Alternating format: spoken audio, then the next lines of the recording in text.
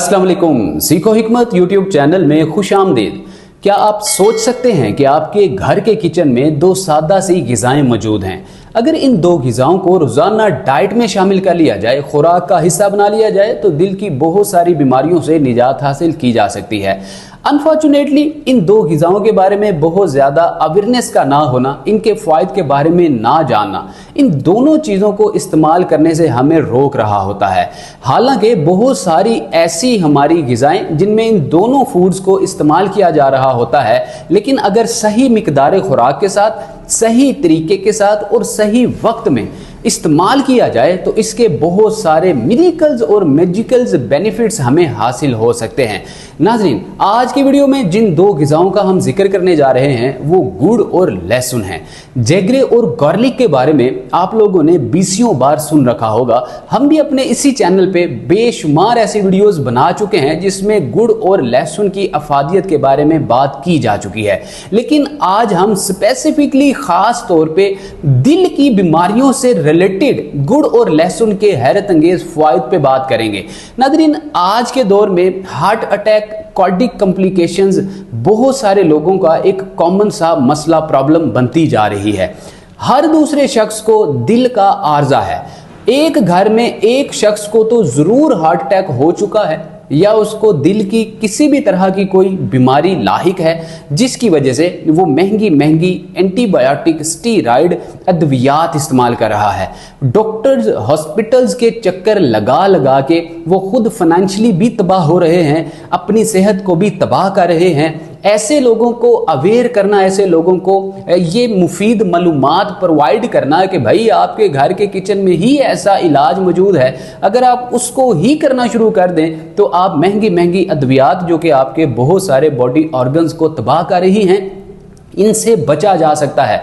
Hospitals के चक्कर लगाने से आप बच सकते हैं, बल्कि अपनी जेब को भी बचा सकते हैं, बल्कि फाइनेंशियली पोजीशन वीक होने से भी बचा सकते हैं। इस वीडियो में हम जानेंगे कि गुड़ और लहसुन इस्तेमाल करने से दिल के आर्जे से बचने के लिए कौन कौन से तिब्बी फायदे हासिल किए जा सकते हैं। गुड़ और लहसुन को कॉम्बिनेशन के साथ मिलाकर किस तरह नुस्खा तैयार किया जाएगा, कितनी मिकदार खुराक रखी जाएगी और किस वक्त में इस नुस्खे को, रेमेडी को इस्तेमाल किया जाएगा, और बिलखसूस कौन कौन लोग गुड़ और लहसुन का इस्तेमाल करने से इज्तनाब करेंगे या इस्तेमाल करने से पहले अपने तबीब, मुस्तनद डॉक्टर की राय जरूर लेंगे।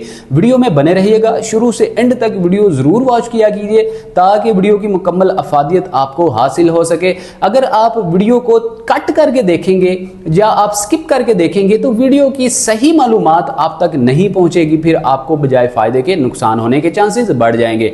सीखो हिकमत यूट्यूब चैनल को अगर आपने सब्सक्राइब नहीं किया, आप पहली बार चैनल पे आए हैं, जल्दी से बेल आइकन प्रेस करके ऑल नोटिफिकेशन ऑन करके चैनल को सब्सक्राइब कर लीजिए, फैमिली का हिस्सा बन जाइए। इसका फायदा ये होता है कि सबसे पहले नोटिफिकेशन आपके मोबाइल की स्क्रीन पर शो हो जाता है। दिल का आर्जा एक घर में एक फर्द को तो जरूर होता है। जब आपको सांस फूलता है, जब थोड़ा बहुत पैदल चलने से आपको जो है थकान महसूस होती है, सीढ़ियां चढ़ने से अगर आपको हल्का जिस्म में दर्द महसूस होता है, सुबह उठते हैं तो मॉर्निंग बॉडी स्टिफनेस ही महसूस होती है, जिस्म आपका सोजिश ज़्यादा हो जाता है, इन्फ्लेमेशन होती है, या ब्रेन फोग होता है, चक्कर आते हैं, आंखों के आगे धुंधलापन आता है, बात बात से बोलना शुरू हो जाते हैं, ये सारी जो है बेसिक सिम्टम्स हुआ करते हैं, अलामात हुआ करती हैं कि हो सकता है कि आपको दिल का मसला हो। लेकिन नाज़रीन, ये कहीं भी नहीं लिखा हुआ कि ये दिल का ही मसला हो सकता है। याद रखिएगा, इन दोनों बातों में फर्क है, तजाद है।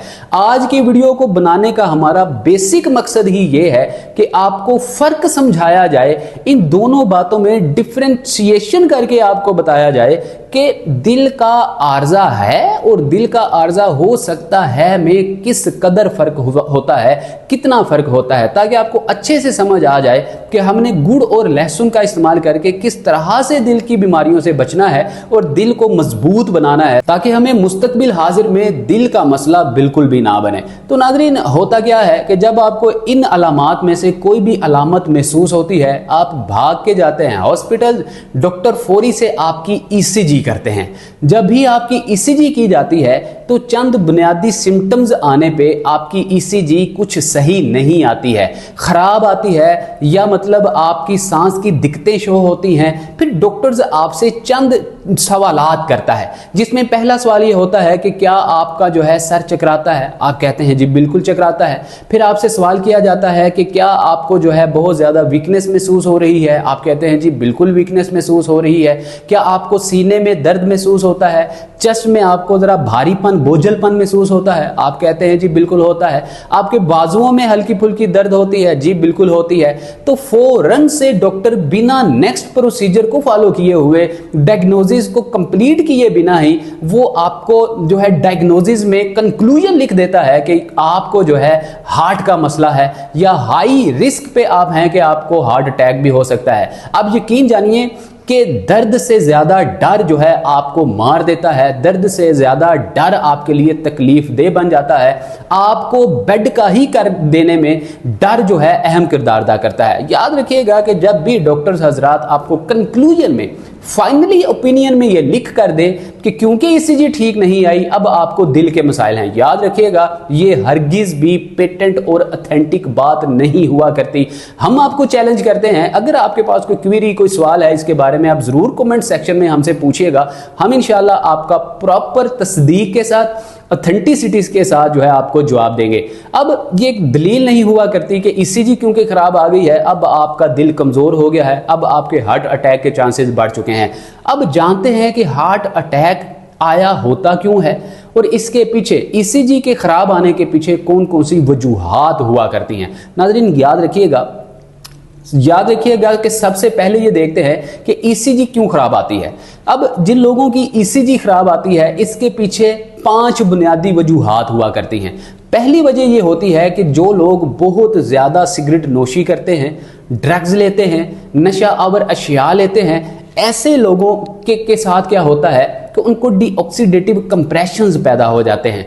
उनके जो खून की शरियानें हुआ करती हैं इनमें ऑक्सीजन की कमी हो जाती है, बल्कि बैड बैक्टीरियाज बढ़ना शुरू हो जाते हैं, ऐसे फासद मादे बढ़ना शुरू हो जाते हैं जो कि खून को गाढ़ा करने का काम करते हैं। जब खून गाढ़ा हो जाता है, सही से ब्लड आर्टरीज के जरिए, ट्रांसपोर्टेशन के जरिए दिल की रगों तक खून पहुंचता ही नहीं है, जिससे कि दिल को पंप करने में थोड़ी दिक्कत होती है। जब ये प्रॉब्लम होगी ड्रग्स लेने की वजह से, तब भी आपकी ईसीजी सही नहीं आएगी। लेकिन ये क्या दलील है कि आपको हार्ट अटैक ही होने वाला है? लिहाजा इस बात से आपने जो है आइंदा के लिए मुहतात रहना है। अब दूसरी वजह, नाज़रीन याद रखिएगा कि जब आप दिन भर बैठकर काम करते हैं, दिन भर आप चलने फिरने से ही बिल्कुल परहेज करते हैं, आप ऑफिशियल वर्क करते हैं, खवातीन घर में सिलाई कढ़ाई का काम करती हैं, हमारे बहुत सारे ऐसे साथी भाई जो कि टेलरिंग का काम करते हैं, या हमारे ड्राइवर भाई जो ड्राइविंग करते हैं, बहुत सारे ऐसे दुनिया के शोबाहा से जो लोग मुंसलिक हैं जिनमें के बैठ के काम करना होता है। ऐसे तमाम कामों में क्या होता है कि आपकी जो है फिजिक सही से एक्टिविटी नहीं कर रही होती, आपके बॉडी जॉइंट्स मूवमेंट नहीं कर रहे होते, लुब्रिकेशन आपके जिस्म में बहुत ज्यादा जो है कमी का शिकार हो जाती है, जिससे क्या होता है ऑक्सीजन सही से आपके तमाम ऑर्गन्स तक नहीं पहुंच रही होती, खून सही से सर्कलाइज नहीं कर रहा होता, जिससे क्या होता है कि आपके पट्टे कमजोर हो जाते हैं, मसल लॉस शुरू हो जाता है, नर्व कंप्रेशन शुरू हो जाता है,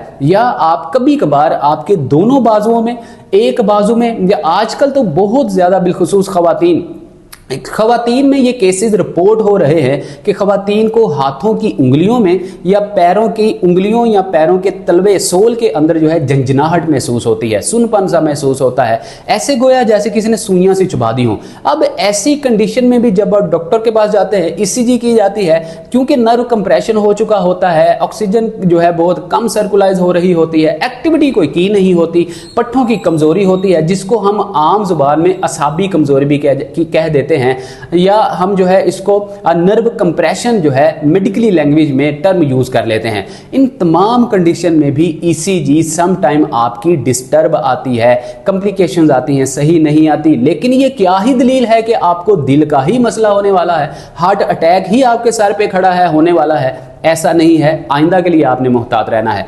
तीसरी बुनियादी जो वजह होती है नाज़रीन, जो लोग रात को देर तक जो है जागते हैं और दिन को देर तक सोते रहते हैं, ऐसे लोगों में क्या होता है, हाइपरटेंशन का मसला हो जाता है, एंग्जाइटी, स्ट्रेस, डिप्रेशन, हर बात बात पे गुस्सा करना, चिड़चिड़ापन, इस तरह की कैफियत का पैदा हो जाना, जन्म ले जाना आम सा मसला हो जाता है। फिर क्या होता है कि दिमाग में एक डोपामाइन हार्मोन होता है जो कि आपको खुशी प्रोवाइड करता है, हैप्पीनेस प्रोवाइड करता है, ये प्रोड्यूस नहीं होता, इसकी एब्जॉर्प्शन नहीं होती, ये बनता नहीं है, जिससे आप बात बात पे जो है गुस्सा करते हैं, बात बात पे आपको सामने वाले को खा जाने को दिल करता है, आप खाने को दौड़ते हैं। इस तरह की कैफियत से क्या होता है, हाई ब्लड प्रेशर होता है, हाइपरटेंशन का मसला होता है। जब आपका ब्लड प्रेशर हर वक्त हाई रहना शुरू हो जाता है, तब क्या होता है, आपके जिस्म में तेजी से खून का दौरा होता है, तेजी से खून सर्कुलाइज करता है। हालांकि खून गाढ़ा होता है, गाढ़ा होने के बावजूद भी तेजी से सर्कुलाइज कर रहा होता है। याद रखिएगा, जब खून आपका गाढ़ा होगा, जिस्म में तेजी से सर्कुलाइज करेगा, गर्दिश करेगा, फिर क्या होगा,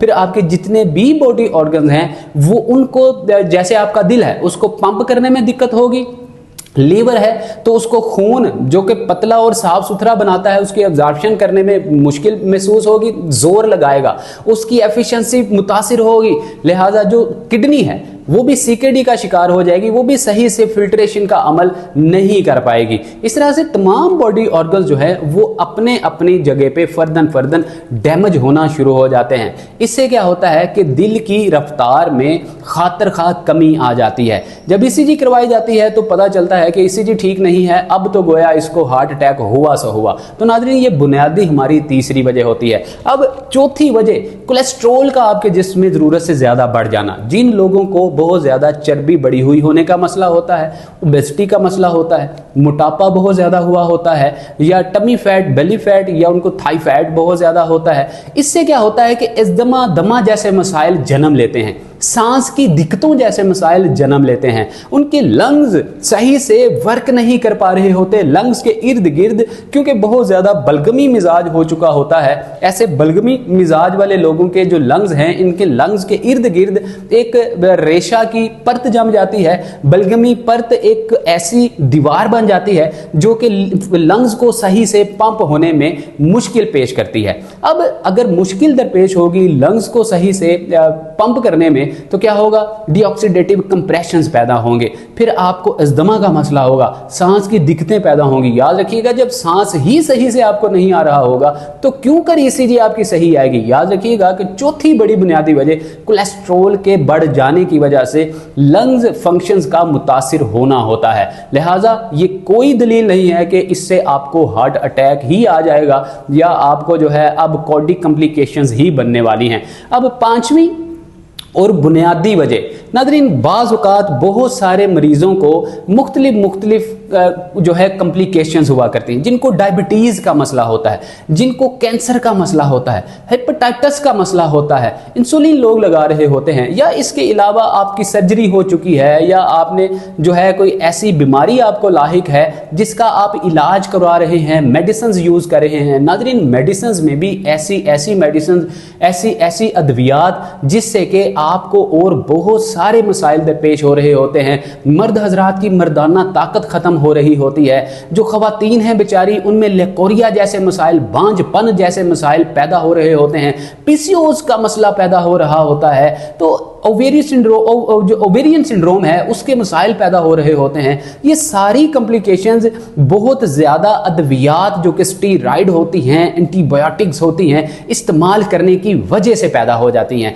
अब आप देखें कि जो फार्मास्यूटिकल से बनाई गई अद्वियात हैं, जब आप उनका बेदरेग इस्तेमाल करना शुरू कर देंगे तो उससे भी क्या होगा, आपके जिस्म में बहुत सारे ऐसे इलेक्ट्रोलाइट्स जन्म लेंगे, बहुत सारे ऐसे बैक्टीरियाज जन्म लेंगे जो कि आपके लिए फासद मादों का काम करते हैं, जो कि ब्लड क्लॉटिंग का काम करते हैं। छोटे छोटे चर्बीनुमा रेशे आपकी खून की धमनियों में, खून की रगों में बनाना शुरू कर देते हैं। जब आप ज़रूरत से ज़्यादा अद्वियात का इस्तेमाल करेंगे तब भी हाइपरटेंशन, तब भी डायबिटीज़, तब भी आपको कैंसर कॉज करेगा, तब आपका खून गाढ़ा रहना शुरू हो जाएगा, बात बात पे गुस्सा, चिड़चिड़ापन, हर वक्त पसीने आना। और क्या होगा, जब खून गाढ़ा होता है फिर आपके दाएं और बाएं जो बाजू हैं इनमें भी खिंचाव रहना और दर्द रहना शुरू हो जाता है। अब नाज़रीन यहाँ पे हम गोल्डन टिप पे आपको एक टिप बताते हैं कि जब भी आपके दोनों बाजुओं या एक बाजू में दर्द हो रहा हो तो इसका मतलब ये है कि कहीं ना कहीं आपको चेकअप तो जरूर करवाना चाहिए।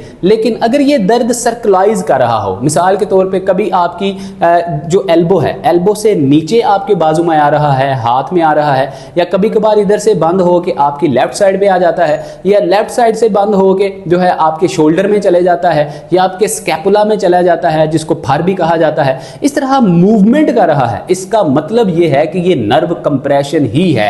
ऑक्सीडेटिव कंप्रेशन की वजह से, नसों में सही से ऑक्सीजन प्रोवाइड ना होने की वजह से ही ये आपको मसाइल हो रहे हैं। असाबी कमजोरी जिसको कहा जाता है, इम्यूनिटी वीक होना जिसको कहा जाता है, एनीमिया जिसको कहा जाता है, खून की कमी की वजह से अक्सर ये इन दिक्कतों को आप फेस कर रहे होते हैं। अब नाज़रीन ये 5 बुनियादी आपने रीजंस देखी हैं कि जिनकी वजह से ईसीजी ठीक नहीं आती।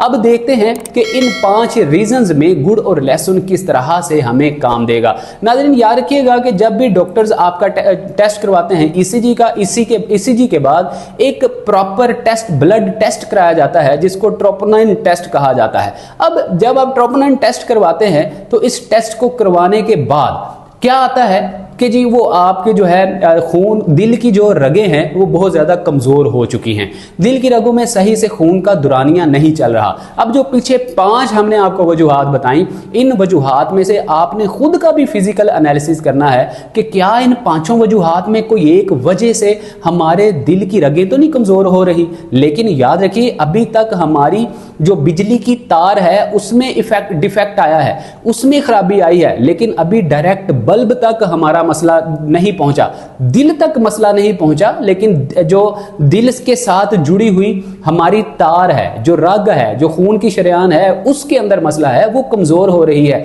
अगर इसको पकड़ लिया जाए लाइफस्टाइल मॉडिफिकेशन के साथ, डाइट प्लान मॉडिफिकेशन के साथ, गुड़ और लहसुन का साथ करके, गुड़ और लहसुन को डाइट में शामिल करके, तो यकीन जानिए कि दिल की शरेयानें जो कि कमजोर हो रही हैं इनको मजबूत किया जा सकता है। किस तरह से?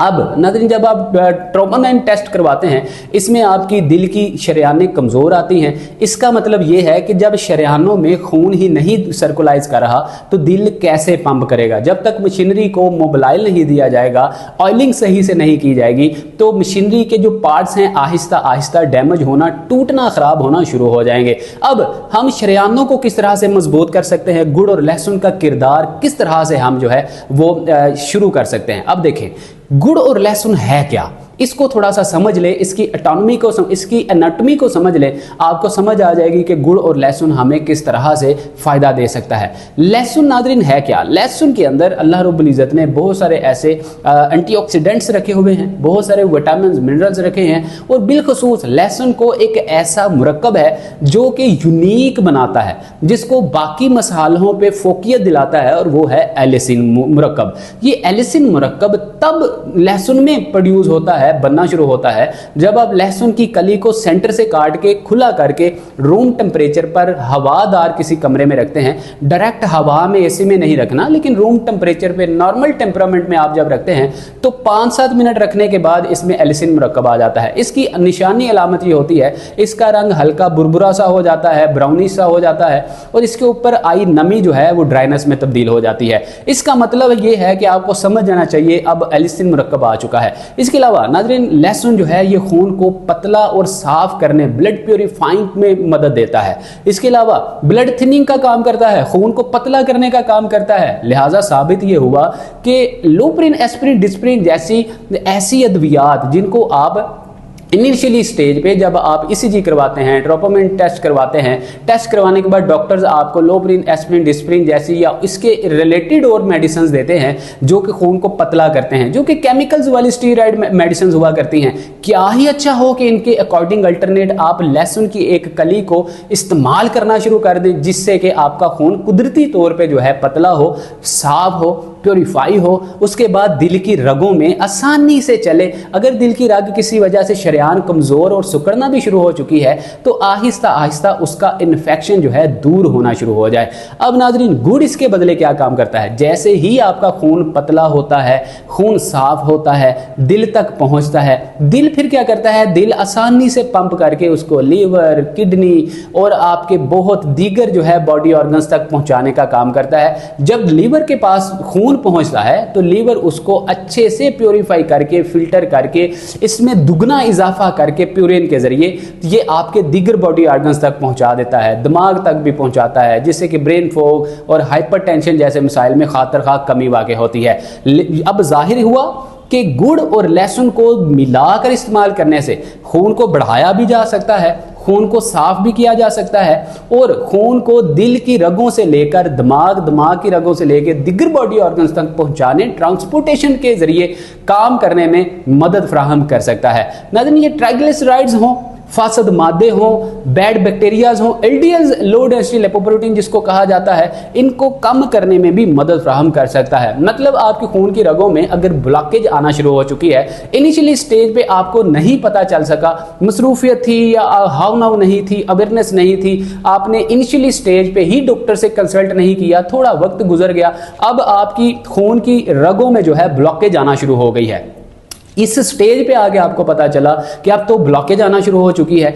ऐसे में घबराने की फिर भी जरूरत नहीं है, क्योंकि जिंदगी मौत अल्लाह के हाथ में होती है, नफा नुकसान अल्लाह के हाथ में होता है। आपने सिर्फ अल्लाह और उसके रसूल के बताए हुए तरीके के मुताबिक इलाज मुआवजा कराना होता है, इलाज करवाना होता है, एहतियात और परहेज प्रिकॉशंस को फॉलो करना होता है, तो आहिस्ता आहिस्ता आपका मसला हल होना शुरू हो जाता है। अब आपको पता चला कि आपको जो है ब्लड क्लॉट्स बनना शुरू हो चुके हैं। यहाँ पे आके भी अगर लहसुन और गुड़ का इस्तेमाल किया जाएगा तो ये बैड बैक्टीरियाज को, फासद इलेक्ट्रोलाइट्स को, कोलेस्ट्रॉल की बढ़ी हुई मिकदार को कम करके, कंट्रोल करके, इन जो चर्बी नुमा रेशे आपकी खून की शरेयानों में ब्लॉकेज पैदा करने का बायस बन रहे हैं, इनको झाड़ू की तरह साफ करके निकालने में गुड़ और लहसुन अहम किरदार अदा करेंगे। अब डायबिटीज़, बहुत सारे लोग पूछते हैं कि डायबिटीज़ वाले लोग जो हैं, जिनको दिल का मसला बन जाता है डायबिटीज़ की वजह से, शुगर की वजह से, अब वो गुड़ किस तरह इस्तेमाल करेंगे, क्यों कर इस्तेमाल करेंगे?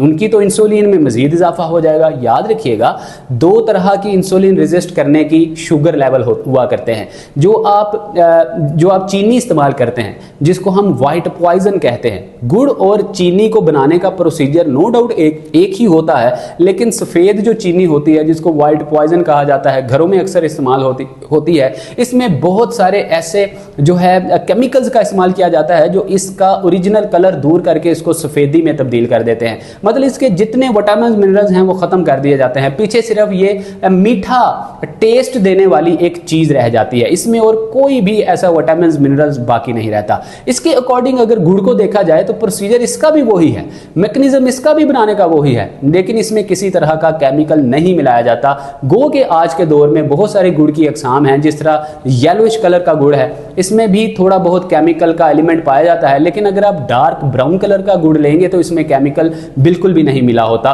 तो आप डार्क ब्राउन कलर का देसी गुड़ इस्तेमाल करेंगे, वो आपके लिए ज्यादा बेस्ट ऑफ दी बेस्ट होगा। अब जो गुड़ है ये आपके खून में तेजी से ग्लूकोज की मिकदार को नहीं बढ़ाता, बल्कि जब तक ये ग्लाइसेमिक इंडेक्स को बढ़ाने का काम शुरू करता है तब तक ये वैसे ही डाइजेस्ट हो चुका होता है, वैसे ही ये आपको हजम हो चुका होता है। लेकिन इसके बरअक्स अल्टरनेट अगर चीनी को देखा जाए, व्हाइट पॉइजन को, तो जैसे ही आप शुगर इंटेक करते हैं, चीनी खाते हैं, ख्वाह दूध में, दही में, हलवा जात में, दीगर मीठी अशिया में, ग़िज़ाओं में, जैसे ही आपके वो मैदे में इंटेस्टाइन में जाता है, ये फौरन से शुगर को स्पाइक करना शुरू कर देता है, इंसुलिन रेजिस्टेंस शुरू कर देता है, इंसुलिन सेंसिटिविटी को दबा देता है, कम कर देता है, खून के अंदर ग्लाइसेमिक इंडेक्स को तेजी से बढ़ाता है। जब तक ये हजम करने का अमल शुरू करता है तब तक ये आपके जिस्म में इंसुलिन को बढ़ा चुका होता है। फिर क्या होता है, आपको इंसुलिन इंजेक्शंस इंजेक्ट करना पड़ते हैं।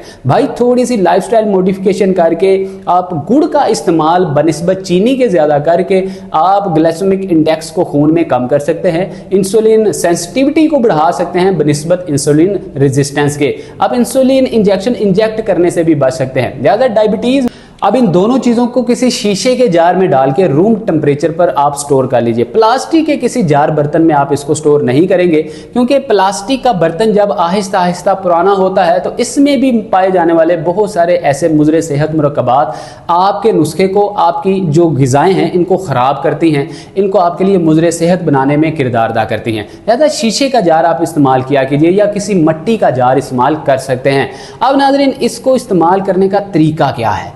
सुबह निहार मुंह, अर्ली मॉर्निंग, खाली पेट, एम्प्टी स्टोमक, जब आपको 12 से 14-16 घंटे की फास्टिंग हो, आपका पेट खाली हो, उस वक्त में इस नुस्खे का इस्तेमाल करना आपके लिए बहुत ज़्यादा फ़ायदा मंद हो सकता है।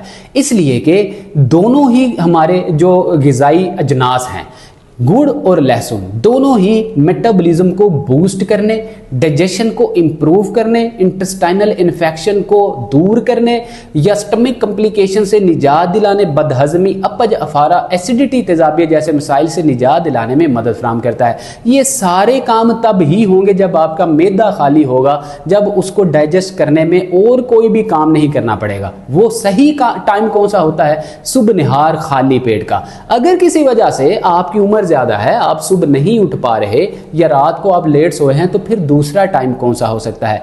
याद रखिएगा, दूसरा वक्त शाम 4 से 7 के दरमियान, जो टी टाइम आज के दौर में मॉडर्न लाइफ में टर्म यूज होती है, चाय का टाइम, उस वक्त में आप जो है गुड़ और लहसुन का पेस्ट और साथ नीम गर्म गुनगुना पानी या नीम गर्म गुनगुना कहवा आप इस्तेमाल कर सकते हैं।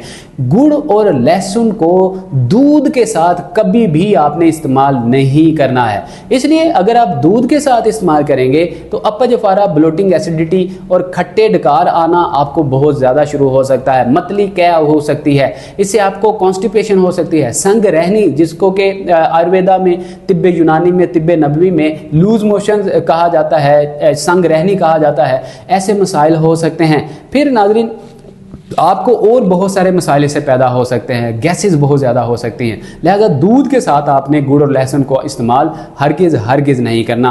कहवे का इस्तेमाल कीजिए, ग्रीन टी का इस्तेमाल कीजिए या नीम गर्म गुनगुने पानी का इस्तेमाल कीजिए। उम्मीद करते हैं यहाँ तक आपको अच्छे से समझ आ चुकी होगी। दिल का मसला है, कोलेस्ट्रॉल है, डायबिटीज़ है, हाइपरटेंशन है, तो हम किस तरह से गुड़ और लहसुन से फ़ायदा उठा सकते हैं, कितनी मिकदार खुराक के साथ, किस वक्त के तयन के साथ गुड़ और लहसुन को कम्बिनेशन के साथ एक होम रेमेडी तैयार करके, घरेलू नुस्खा तैयार करके इस्तेमाल कर सकते हैं। अब किन लोगों को गुड़ और लहसुन से ज़रा परहेज़ करना चाहिए? तो मेरी ऐसी माएँ, बहनें, बेटियां जो कि बहुत ही काबिल एहतराम हुआ करती हैं, अगर आप प्रेग्नेंट हैं, अगर आपके पेट में बच्चा है, अगर आप एक्सपेक्टिंग हैं, तो बराए मेहरबानी अपनी गायनाकोलॉजिस्ट से एक बार के लिए राय ज़रूर ले लीजिए, मशवरा ज़रूर ले लीजिए, क्योंकि इम्यूनिटी बूस्ट करने में गुड़ और लहसुन नो डाउट बहुत अहम किरदार अदा करता है। लेकिन फिर भी हो सकता है कि आपके जो आने वाला बच्चा है, न्यूबॉर्न बेबी है, उसकी कॉम्प्लिकेशंस में इजाफा हो सके। लिहाजा डॉक्टर की राय लेना बहुत ज़रूरी है।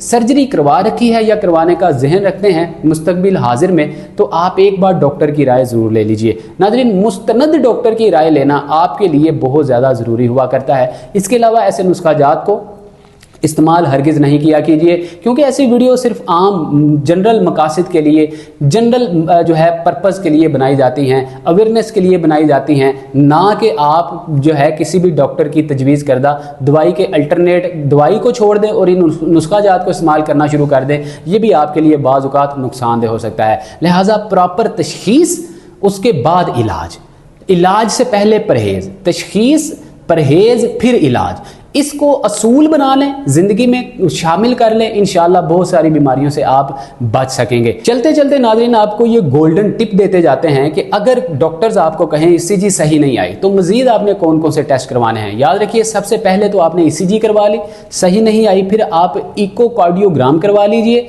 उसके अलावा आप जो है अपनी चेस्ट का एक्सरे करवा लीजिए। चेस्ट का एक्सरे करवाने के बाद एक बार के लिए अल्ट्रासाउंड ज़रूर करवा लीजिए। ये 4 स्टेप्स को फॉलो करेंगे, उसके बाद इंशाअल्लाह अज़ीज़ आप देखेंगे कि आपको दिल का मसला कम और असाबी तनाव ज़्यादा निकलेगा, जिस्मानी पट्ठों का खिंचाव ज़्यादा निकलेगा, जिसको कि चंद एक्सरसाइजेज करके, एक्सटेंशन, फ्लेक्शन, मोबिलिटी एक्सरसाइजेज करके, वॉक करके, सीढ़ियाँ ऊपर नीचे चढ़ उतर के, अपने जिस्म को हरकत में रख के ही आप ठीक कर सकेंगे। उम्मीद करते हैं हमारी आज की वीडियो आपके लिए बहुत ज़्यादा इन्फॉर्मेटिव रही होगी। अगर आपको ये वीडियो थोड़ी सी भी अच्छी लगी हो तो चैनल को लाइक कीजिए, सब्सक्राइब कीजिए। इसके अलावा अपने दोस्त, अहबाब, रिलेटिव्स के साथ, रिश्तेदारों के साथ ज़रूर शेयर कीजिए। अपना बहुत सारा ख्याल रखिएगा। आने वाली वीडियो तक अल्लाह रब्बुल इज़्ज़त आपका हमारा हामी नासिर हो। मिलते हैं अगली वीडियो में। अस्सलाम वालेकुम व रहमतुल्लाह।